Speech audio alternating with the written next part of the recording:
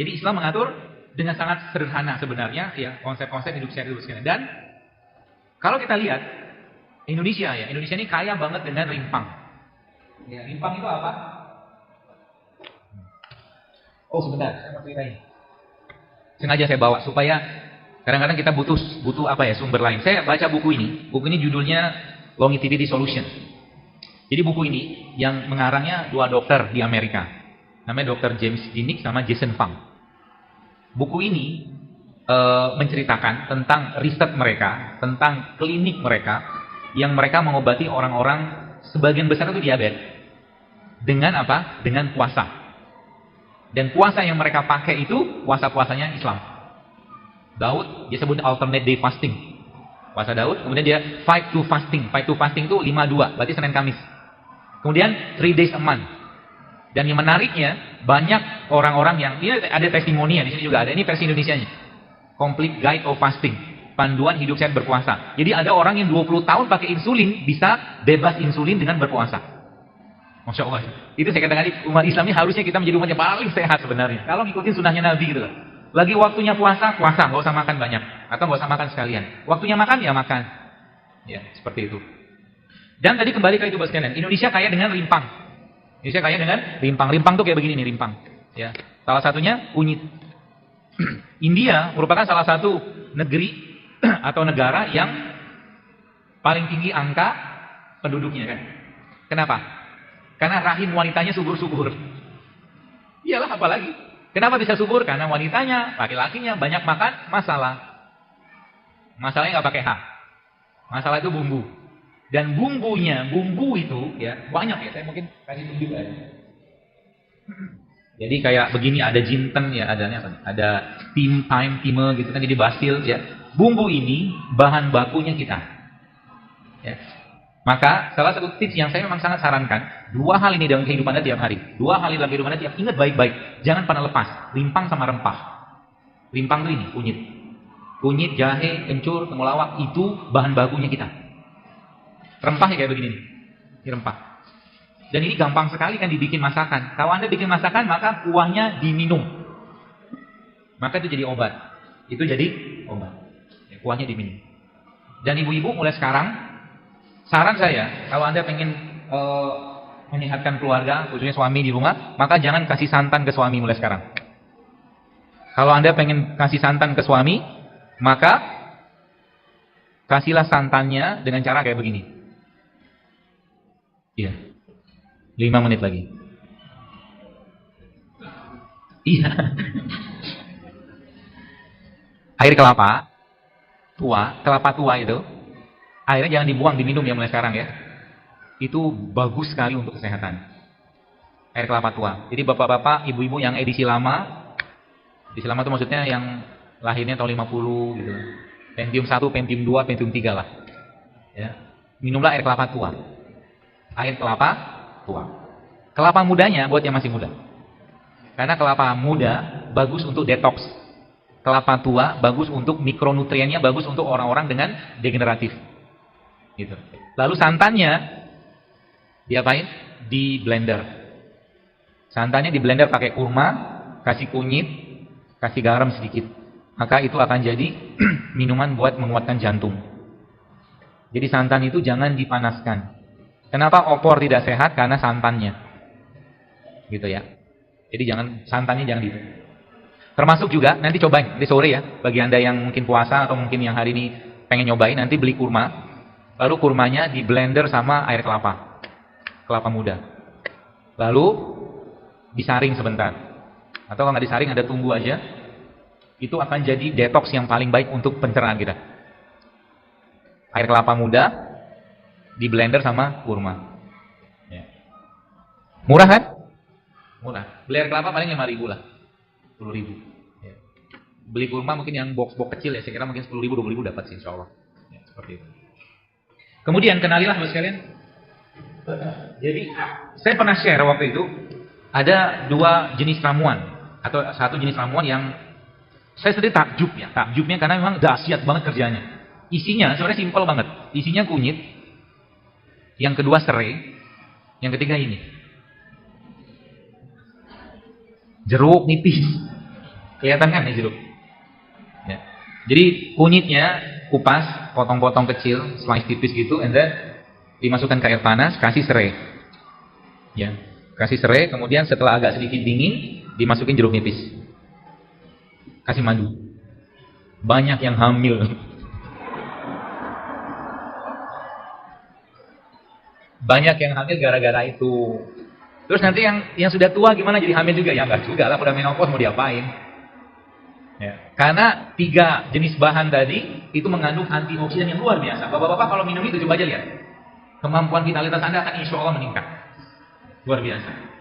Sampai nanti istrinya akan mengatakan seperti ini. Jadi deh. Lanjut. Oh lanjut. Istrinya akan bilang, Papa harus berbagi kebahagiaan ini kepada wanita lain. Kalau berani. Ya. Kalau mau nikah aja Pak. Nikah lagi maksudnya. Jadi tadi apa? Kunyit, jeruk nipis sama serai. Malam mau tidur minum jahe sama pandan. Ya. Jadi Anda harus punya ramuan atau mungkin minuman-minuman yang Anda mulai rutinkan tiap hari. Kalau saya pribadi memang tidak mengkultuskan. Jadi kalau kadang-kadang ada infus water, saya bikin infus water. Kadang-kadang ada jus, saya bikin jus. Kadang-kadang air putih gitu. Air putih, madu udah cukup. Tapi minimal tiap hari harus ada makanan-makanan begini yang masuk ke badan. Maka bapak-bapak kalau Anda kerja mulai sekarang di rumah coba dibikin infusan. Dan infusan bapak sekalian, khusus ibu-ibu nih. Ya, time out. 1 menit lagi. Infusan, hati-hati dengan beberapa jenis rempah. Contoh, kayu manis. Kayu manis itu dia bisa menurunkan gula darah dengan cepat. Jadi kalau ibu-ibu atau bapak-bapak nginfus pakai kayu manis, habis minum itu keliengan, stop. Kemungkinan gula darah Anda turun. Ya. Jadi setiap sayuran atau rempah itu, atau rempah terutama, dia punya karakter sendiri. Ya. Punya karakter sendiri. Maka jangan kita. Jadi kalau memang nggak cocok jangan makan. Banyak pertanyaan. Ya, nggak cocok jangan dimakan. Ya. Dan mulai sekarang pahamilah tubuh Anda. Komunikasilah tubuh Anda, berkomunikasilah dengan tubuh Anda lebih sering dan lebih intens. Ya. Kalau lagi sakit, jangan langsung minum obat. Herbal sekalipun nggak usah. Mungkin Anda butuh istirahat. Mungkin Anda butuh tidur. Mungkin Anda cuma butuh air putih. Mungkin Anda butuh cuma air hangat. Mungkin cuma butuh madu. Nggak usah langsung makan obat. Ya. Apalagi nanti ya, terakhir ini. Terakhir. Banyak orang bilang, herbal itu kerjanya lama. Baik, saya ceritakan rahasianya. Dalam satu kunyit ini, Bos sekalian, banyak sekali bahan aktifnya. Dan bahan aktif pada kunyitnya atau rimpang kayak begini itu kuantitinya itu dikit banget. 0,00 sekian gitu. Tapi banyak dia. Satu kunyitnya mungkin sekitar 10-20 lebih jenis bahan aktifnya di sini, selain kurkuminnya. Maka ketika orang itu sakit, ketika orang itu sehat, dalam kondisi sehat, si bahan-bahan tadi itu patroli. Membersihkan. Ginjal dibersihkan, lambung dibersihkan, darah dibersihkan. Oke? Dalam kondisi sehat, maka tubuhnya sudah terbiasa dengan ini. Dan dalam kondisi dia sakit, orang itu sakit, maka beliau ini kerjanya spesifik. Kalau yang tadi membersih-bersihkan, yang ini langsung dia perannya memperbaiki kondisi tak seimbang. Maka, sering saya sampaikan, kalau Anda sudah biasa hidup sehat, jangan di-cheating. Ya, sebab apa? Nanti imbasnya apa? Imbasnya, kalau sering banget cheating, dia tidak akan bisa banyak berperan. Contoh, kalau saya pusing kadang-kadang saya cukup minum jahe, kasih madu, kasih garam sedikit, sudah hilang pusingnya. Karena badannya relatif bersih dan si jahenya tadi langsung bertugas di tempatnya gitu. Paham maksudnya ya? Seperti itu. Jadi kalau sudah biasa hidup sehat, jangan dibiasakan untuk tidak sehat. Ya. Kita perlu menciptakan kebiasaan-kebiasaan sehat setiap hari, seperti itu. Ya baik, saya kira mungkin cukup, sudah banyak pertanyaan. Bagaimana cara promil untuk pasangan yang sudah 2 tahun belum dikasih momongan? Ada tulisan saya di feed, hashtagnya promil JSR 1234. Silakan dibaca. Bolehkah sedang promil konsumsi tempe? Tak apa-apa, asal tempenya sehat. Karena tempe kan probiotik. Saya juga pernah bertanya juga ke teman saya, seorang dokter kandungan. Dia bilang sini kan, karena saran dari dokter kandungan tidak boleh konsumsi produk kedelai dan turunannya. Kedelai bukan tempe. Kalau kedelai ya, tempe kan fermentasi. Beda ya. Maka kemarin Bapak Ibu ada sempat baca tulisan saya tentang obat buat kolitis. Ya, itu kan ada kefir. Banyaknya. Banyak yang sakit. Kefir itu kan dari susu. Ya. Sedangkan memang di beberapa kajian saya bilang susu ya terutama dairy product itu sebaiknya jangan terlalu sering dikonsumsi.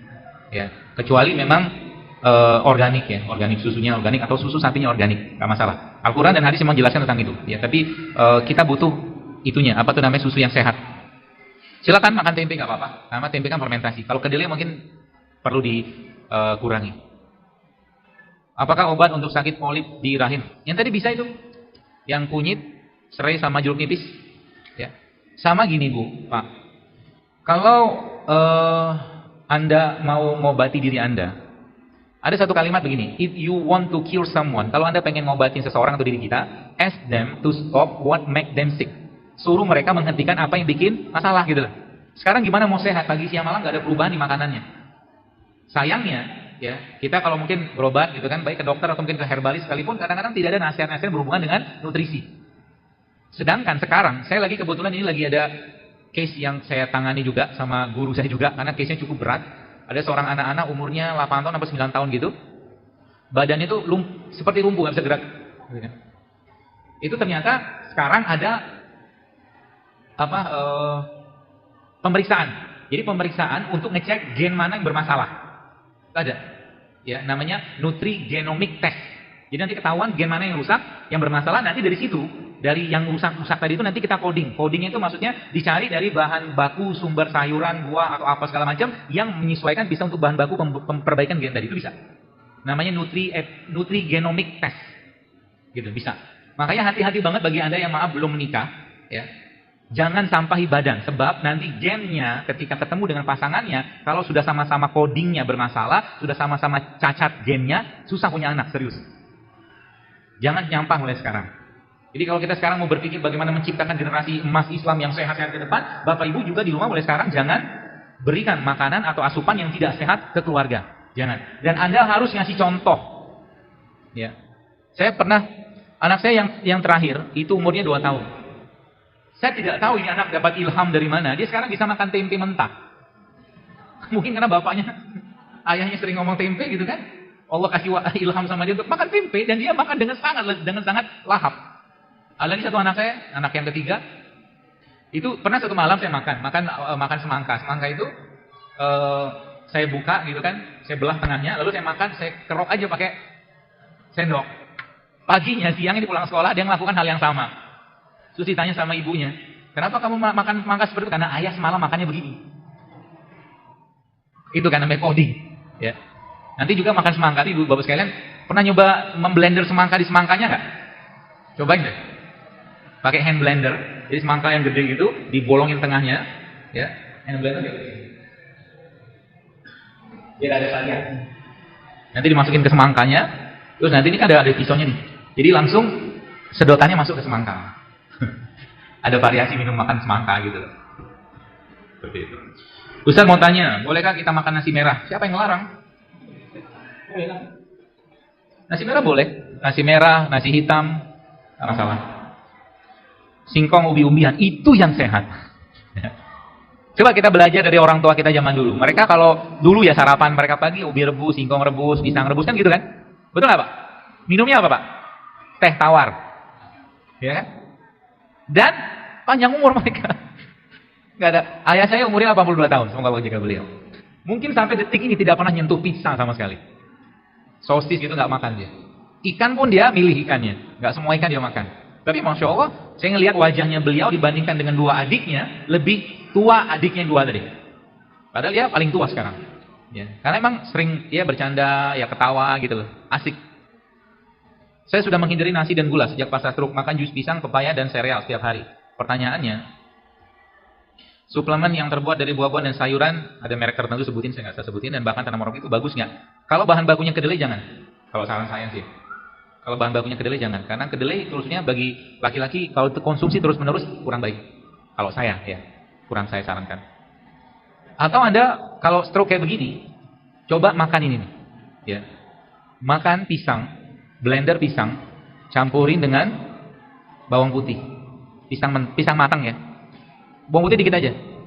Ya. Kasih madu sedikit, itu akan jadi prebiotik yang sangat sehat. Sangat sehat. Ya.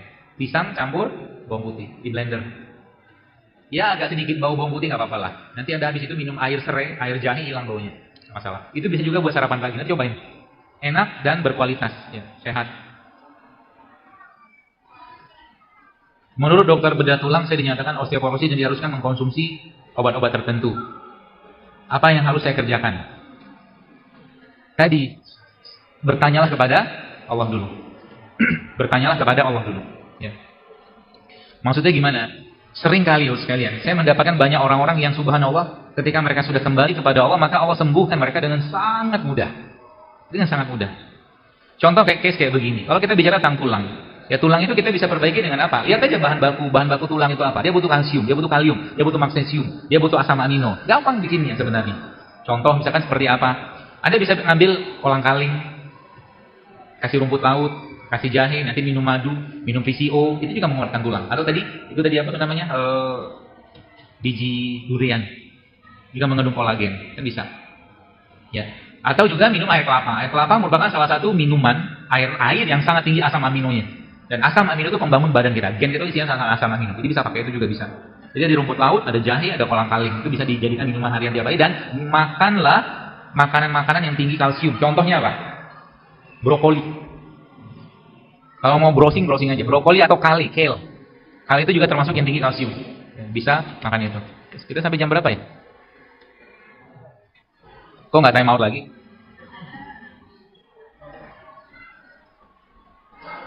Bagaimana untuk penderita asam urat, pengganti sayuran hijau dan kacang-kacang? Sebab penderita asam urat tidak boleh makan sayur hijau. Setahu saya malah konsensus yang terakhir, ya orang asam urat itu tidak masalah makan. Jadi kalau saya pribadi berpikirnya, banyak masalah kita gara-gara makan kayak beginian ini, ya sayuran atau segala macam hijau-hijau itu gara-gara masalahnya pestisida sebenarnya.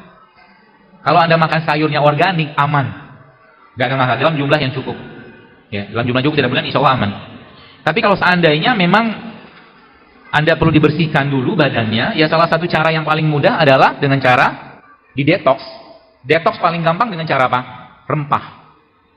Jadi ada yang asam urat ini, stop dulu yang bikin asam. Yang bikin asam apa? Nasi bikin asam, gula bikin asam, tepung bikin asam, minyak bikin asam. Stop dulu itu semua. Ya, Anda mulai membiasakan makan-makan yang rebusan, ya, makan-makan yang di steam, dikukus, ya, seperti itu. Apa pengganti gula pasir untuk bikin teh? Nggak usah pakai gula pasir kan bikin teh, nggak apa-apa kan? Teh tawar? Iya.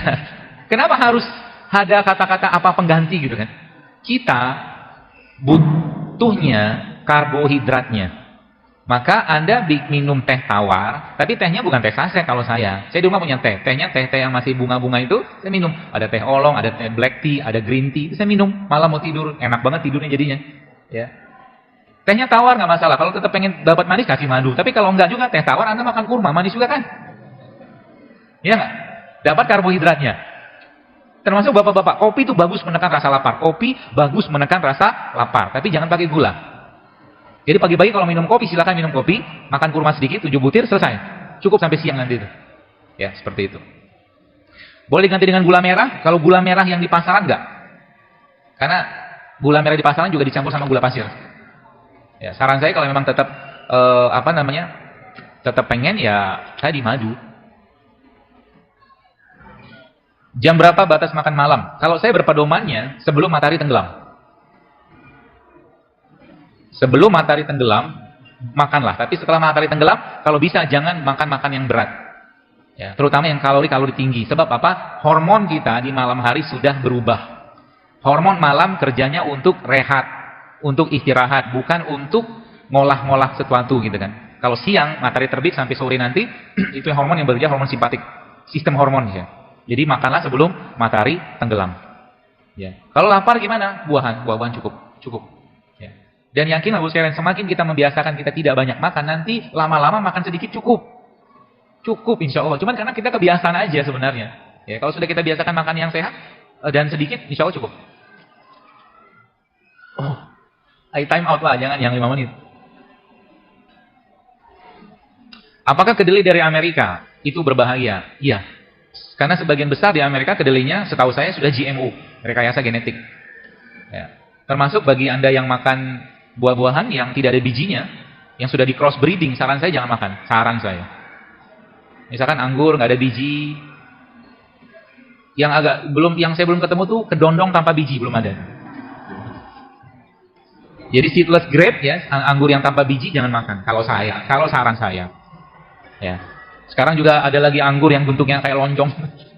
Saya nggak mau makan itu. Kok anggur bentuknya begini kan anggurnya kan? Bentuknya kayak kurma panjang gitu. Nggak ada bijinya itu. Biasanya itu cross breeding. Ya. Kalau buah-buahan yang ada bibitnya atau ada bijinya, maka carilah yang buah-buahan yang ada bijinya. Sebaiknya. Sebab apa? Sekarang gini, kalau Anda mau tanam semangka, yang diambil apa? Bijinya loh. Sekarang kalau semangka yang nggak ada bijinya, nanamnya gimana? Ayo. Nanamnya mereka punya bibit sendiri, yang hanya mereka yang pegang. Kalau hashtagnya food control. Ya. Jadi hati-hati dengan makanan-makanan yang tidak sehat. Karena ngelock di sini dia, maka ketika dia terlock, terkunci di sini, maka mata kita juga akan suka dengan tontonan tidak sehat. Ya, terutama makanan-makanan fast food yang tinggi dengan bahan-bahan kimianya. Ya, jangan. Berapa lama kita boleh cheating? Suka-suka ibu lah. Ya, tidak ada batasannya sih. Kalau saya sih milih untuk tidak sih. Ya. Tapi indikatornya apa? Kalau Bapak Ibu sudah punya time out? Oh, belum. Anda ciptakan dulu kebiasaan sehat 80% dalam kehidupan Anda. 20% silakan cheating. Itu dulu deh.